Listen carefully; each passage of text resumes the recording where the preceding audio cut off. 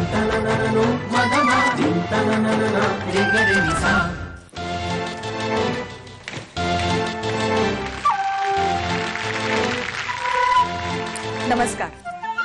आनंदवनाबद्दल आपण सगळ्यांनीच ऐकलंय.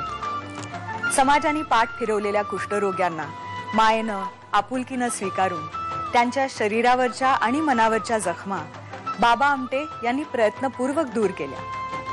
इतकंच नव्हे तर आनंदवनाच्या वेगवेगळ्या उपक्रमातून त्यांच्या जगण्याला एक वेगळी दिशाही मिळवून दिली. कशी पाहूयात विवेल सोप्स प्रस्तुत याला जीवन ऐसे नाव मध्ये. हरिभाऊ बढे आज ते आनंदवनच्या गव्हर्निंग बॉडीचे एक सदस्य आहेत. आनंदवनचा दुसरा एक भाग असलेल्या सोमनाथ प्रकल्पाचे ते प्रमुख आहेत. पण हेच हरिभाऊ ऐन तारुण्यात आनंदवनात आले ते उपचारांविना बळावत चाललेला कुष्ठरोग घेऊन. बाबा आमटेंनी केवळ त्यांचा कुष्ठरोगच बरा नाही केला तर त्यांना एक नवं कुटुंब, नवं जीवनच मिळवून दिलं. कसं जाणून घेऊया. बोलावूया हरिभाऊ बढे यांना.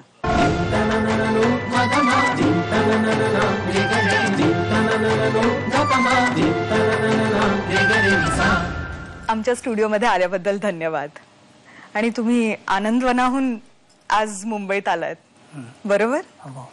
प्रवास कसा होता तुमचा? छान झाला. चांगला झाला. पण आनंदवनाची शांतता आणि आता एकदम मुंबईची गजबज म्हणजे विचित्र वाटतं का जरा? थोडं. अच्छा.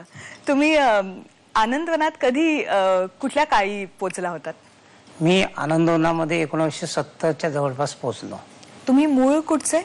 मी मूळचा जळगाव जिल्ह्यातील यावल तालुक्यातील हिंगोणे गावचा. बरं. आणि तुम्ही कुठल्या साली आनंदवनात आलात? 1970 साली आनंदवनात आलो. तेव्हा तुमचं वय काय होतं? साधारणतः 18 वर्षाचं. 18 वर्षाचं. आणि तुम्ही त्यावेळेला शिकत होतात का तुमच्या गावी? आमच्या गावी शिकत होतो. 10वी पास केली. बरं बरं. आणि तुम्हाला नेमकं काय झालं होतं? मला कुष्ठरोगाची बाधा झाली. माझे बोट म्हणजे सेन्सेशन लॉस होऊन माझे त्याला मला विस्तवाजवळ जर मी बसलो तर मला समजत नव्हतं किंवा जखम व्हायला लागलं, सुरुवात झाली होती. अच्छा.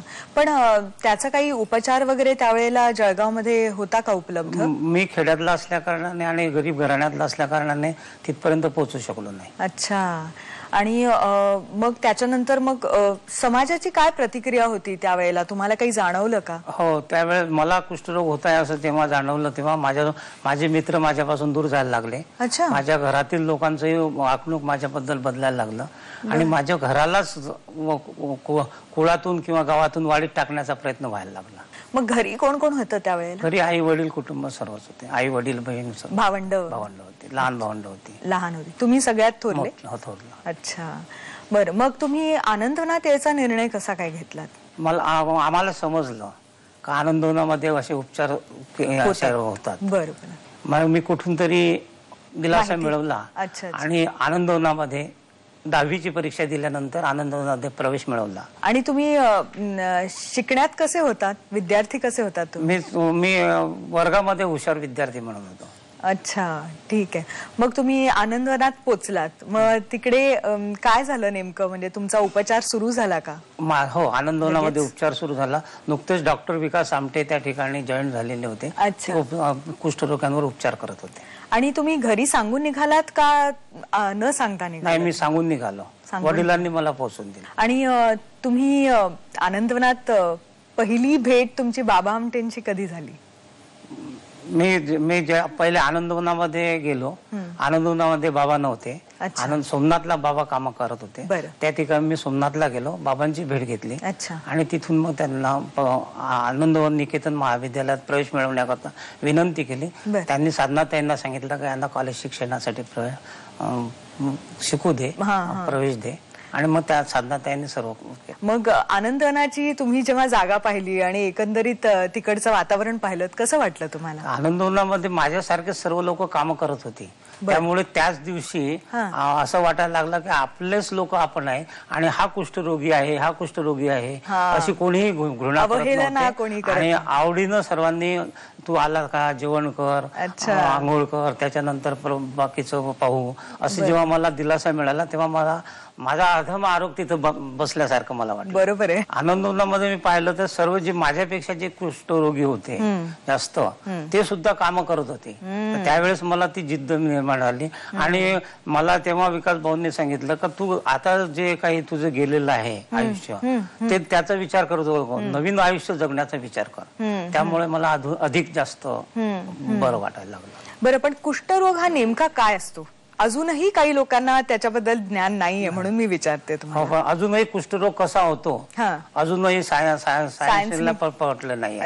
पण हा होतो, तो हे सत्य आहे. पण तो म्हणजे संसर्गजन्य आहे असंसर्गजन्य आहे अजून हा या वादाचा प्रश्न आहे. हो का? अच्छा. आणि त्याचा उपचार म्हणजे कायम आयुष्यभर करावा लागतो मग? नाही, आता पूर्वी डॅप्सन होतं त्यामुळे ते आयुष्यभर खावं लागत होतं. पण आता मल्टीड्रग थेरपी आल्यापासून कुष्ठरोग हा लवकरच 6 महिन्यामध्ये सुद्धा बरा होऊ शकतो. हो. अच्छा अच्छा. आणि तुम्हाला काय पद्धतीचा उपचार लाभला तिकडे? मला त्या ठिकाणी डॅप्सन आणि हिप्नोक्रोइड जे इंजेक्शन होते त्याचा उपचार झाला. आणि साधारण किती म्हणजे वेळ लागला तुम्हाला एकदम बरं व्हायला? तशी माझी केस निगेटिव्हच अशी, म्हणजे जर पाहिलं तर अशी माझी केस निगेटिव्हच होती आणि त्याच्यामुळे फक्त औषधोपचारानं मी लवकरच बरा झालो. पण जे सेन्सेशन गेलेलं आहे ते परत काही आलं नाही. अच्छा. आणि तुमचा कुठला अवयव नेमका अफेक्ट? माझे हे बोटांवरती, हाताच्या बोटावर आणि पायाच्या बोटावर इफेक्ट. पायाच्या बोटांवर पण. अच्छा. आणि तिथे जर आधी उपचार मिळाला असता तर तुम्हाला वाटतं की थोडंसं कमी झालं असतं, त्याचं वाढ कमी झाली? हो, कारण मी 5व्या वर्गात जर मला म्हणजे साधारणतः लवकर 5 वर्ष उशिरा कळलं, ते जर अगोदर कळलं असतं तर कदाचित व्यंगता आली नसती. हरिभाऊ, तुम्ही म्हणालात की तुम्ही आनंदवनात पोहोचला, तिकडे अगदी खूप फरक जाणवला तुम्हाला कुष्ठरोग्यांना ज्या पद्धतीने वागवलं जातं त्याच्यात. तर त्याच्यात आणि बाहेरच्या जगात खूपच अंतर होतं आणि तुम्ही तिकडे रुळायला लागलात. तर तुम्ही कॉलेजमध्ये वगैरे जात होतात, त्या वर्षांबद्दल थोडं सांगा ना. मी आनंदवनात राहून आनंद निकेतन कॉलेजमध्ये प्रवेश मिळवला आणि आनंदवना म्हणजे त्या ठिकाणी शिक्षणाला म्हणजे 3 वर्ष शिक्षण केलं.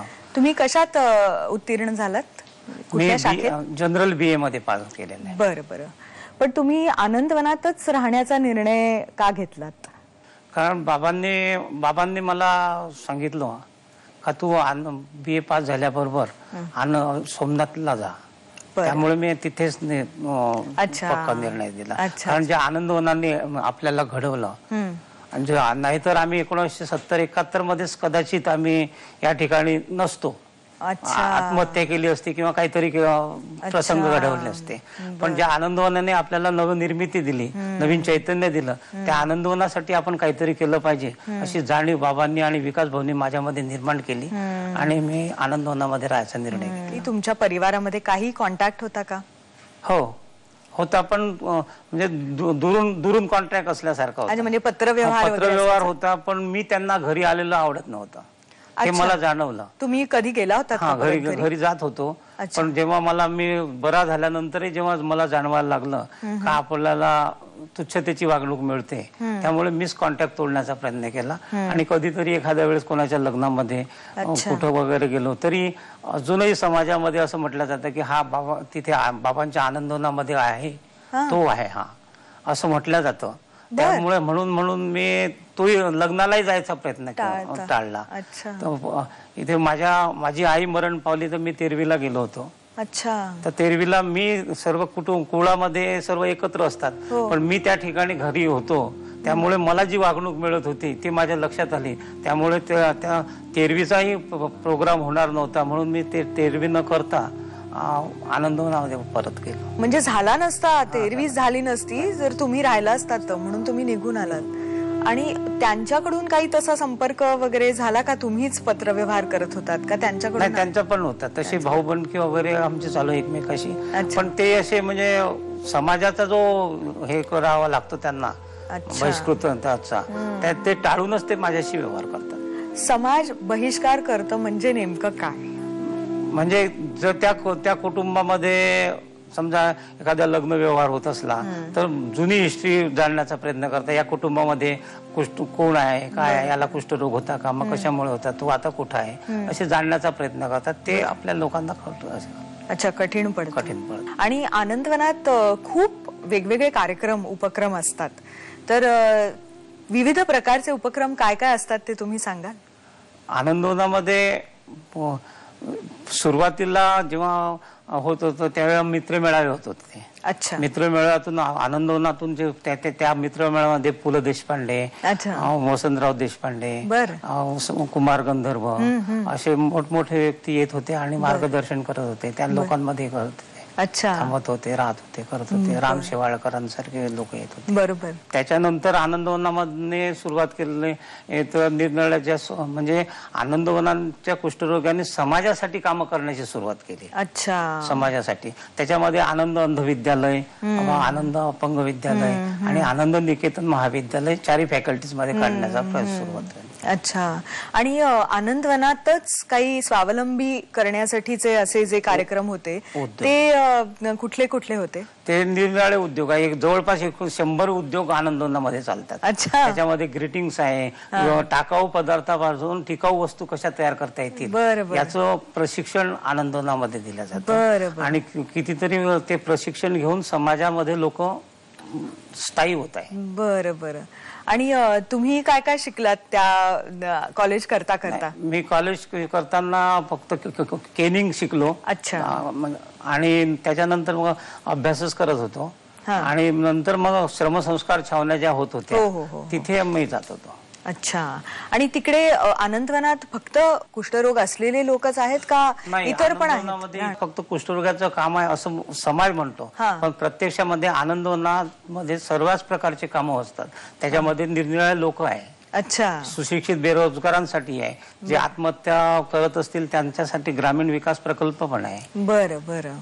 आणि सोमनाथला तुम्ही मग कॉलेज कंप्लीट केल्यानंतर सोमनाथ मध्ये काय काम, म्हणजे जसं आनंदवनात असायचं तसंच सोमनाथला पण करता? तर सोमनाथ हा प्रकल्प जवळपास 1250 एकराचा प्रकल्प असून 99 वर्षाच्या लीजवरती मिळालेला आहे. बाबांचं जे स्वप्न होतं वर्कर्स युनिव्हर्सिटीचं ते पूर्ण करण्याचं काम डॉक्टर विकास आमटे आता सध्या करत आहे. त्यांनी त्याच्यामध्ये वॉटरशेडचं काम आहे. अच्छा. आज निरनिराळे जसे आनंदमध्ये उद्योग आहे त्याचप्रमाणे थोडेफार उद्योग आहे. आजूबाजूच्या सुशिक्षित बेरोजगारांना प्रशिक्षण दिलं जातं.